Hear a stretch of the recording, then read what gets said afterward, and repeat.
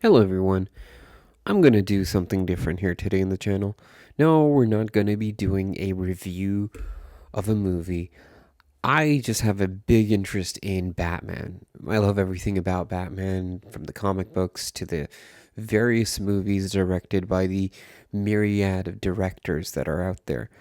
Batman has been an inspiration, it's been a childhood pastime, it's been everything in between. So, why is it that I'm here talking about one of the worst movies of all time? I'll have you know I have not seen Joker Folie 2, or as I will call it, Folie 2, because simply put, there's enough of it online to see. I'm not going to pay to see this absolute trash fire of a movie. And no, I'm not bitter because I was betrayed by the first movie. As a matter of fact, I was quite vocal and against the first movie. I don't think a person such as Todd Phillips, who directed the abysmal Hangover and its sequels, knew what he was getting into when he picked out a DC villain and decided to create his brand of taxi driver meets the king of comedy. It felt a little labored. It felt, I don't know, pretentious. The thing I hated about the first movie was there was nothing about the Joker from the Batman series. So I call it that. Well, it was to attract fools. Fools who all of a sudden didn't care about comic books, but wanted attention to highlight the mental illness aspect of the movie, or to talk about the brilliant editing and directing akin to Scorsese. I snuffed this out. It felt like a sanctimonious puff piece designed to, tug at the heartstrings of the Academy. And lo and behold, it did land Joaquin Phoenix, who, I must say, was phenomenal in that first movie, an Oscar. But part of the problem is it is the same brand of negligent, sort of I'm better than thou Hollywood executive behavior. Like, they can't come up with something original, so let's just take what we want, which is a Scorsese ripoff, put the skin of the Joker around it, remove it from its actual origins, and, take out Batman completely, and yeah, we'll call it a great movie. This kind of thinking, I feel, is just pretentious and hollow. And I'm actually quite happy to see this second movie fail and bomb. And why is it failing? Because of all of the idiots that loved the first movie, they now feel betrayed. And you don't have to tell me that this movie was going to be an absolute dumpster fire. You see, the first movie was absolute garbage. Aside from Phoenix's phenomenal acting, there was very little that made sense and very little to drive home. Of course, Todd Phillips is a pretentious filmmaker and a hack. This is the same guy that said you can't create a comedy in, nowadays like he did in the past. Keep in mind, an actual line of dialogue from The Hangover is paging Dr. Faggot. Yes, that's right. The genius that wrote that line is finding it hard to create a comedy in 2020. So naturally, he makes this lame ass attempt at trying to create a, black label, mature, for the film goer type of a film. Obviously, Todd doesn't respect his core lunatic audience that loved the first movie, who he goes on to say misinterpreted the first movie and people didn't really understand what it was about. And so they decide to just treat the fans, the shallow fans that they did have for this first movie, the way they deserve. And that's the point of this movie. I think the brilliant part of it is you got what you deserved. Really. Joker Folie à Deux is just that. You got exactly what you deserve, which is it is a hollow, crappy piece of crap. Did I say piece of crap? No, I should say piece of shit, right? It's a hollow, crappy piece of shit.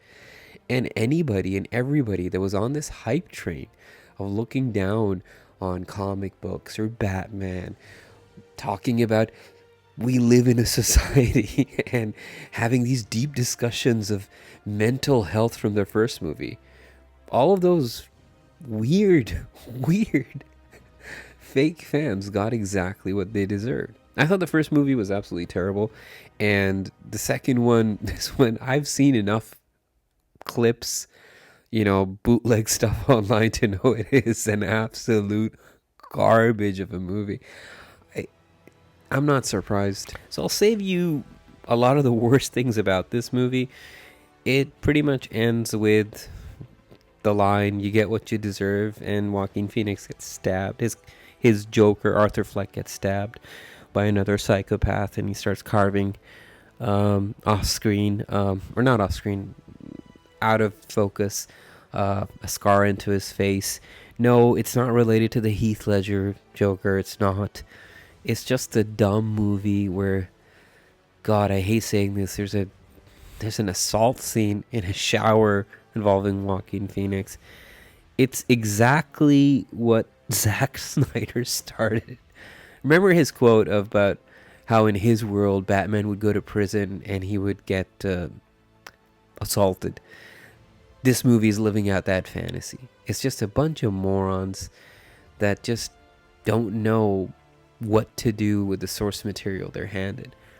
I hate The Killing Joke because it makes you relate to the Joker. But then it has a saving grace in there saying, like, he could have that past, or it could be multiple pasts. Who knows? You're not supposed to empathize or sympathize the Joker. You're not even supposed to understand him. He's a villain that other villains in Gotham tell Joker stories to each other to sort of scare each other. He is a villain's villain. He is the exact opposite of what Batman represents. The Joker is a crazy, scary figure.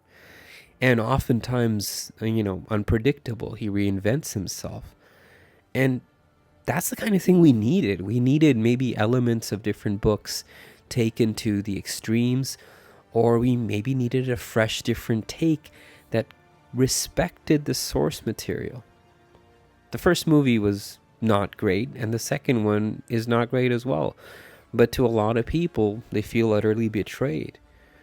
Well, you get what you deserve.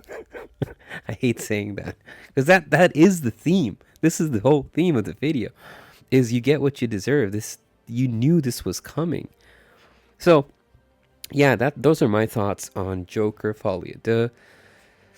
And yeah, if you want some good takes on why the Joker is such a impactful character, go read a gentleman named Scott Snyder's run on the Batman. There's something called Death of the Family and Batman Endgame, and Scott Snyder is a genius, and he's not related to Zack Snyder.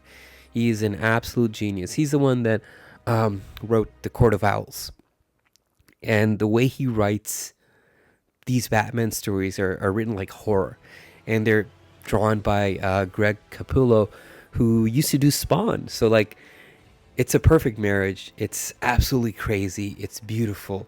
And yeah, read those. Check out even Scott Snyder's Year Zero run, in which he has a Red Hood gang and what people feel is the Joker, but we don't know. These are great books.